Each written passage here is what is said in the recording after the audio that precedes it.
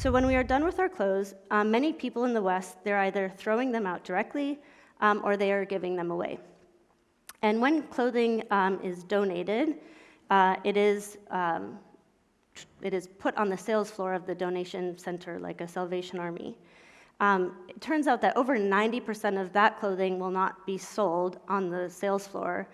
It will end up getting sorted again and repackaged in bale form and sold to the developing world. This is a lively industry that is generated in places like Accra, Ghana, creating jobs, but it also is proving to be problematic. While there really is very limited research that is done in this space, one study that was done in the place Contamonto, where I visited, found that 40% of the clothing that enters the market is never sold at all. It instead ends up as waste for another country to manage. So when I was visiting Accra, that's the picture there, the dark clouds behind are actually smoke clouds. And what had happened is there had been a fire in one segment of the landfill. And normally there's landfill management where you divide the segments, so if there's an issue in one, it doesn't spread to the other.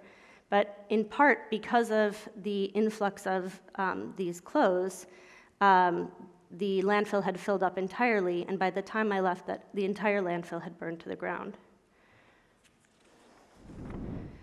The first thing, in this era, we need to encourage transparency. We need to, on all sides, know what's going on and in order to be able to address it, and that requires trust on all sides. When you have trust on all sides and transparency on both sides, then a company must do things like determining baselines, and these have to be numeric baselines to actually understand where the company is with regard to things like greenhouse gas emissions.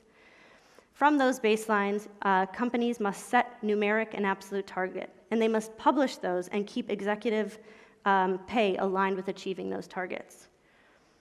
And I say this unprompted. I went to look at what Calik Denim was doing, and they're doing a great job in this regard.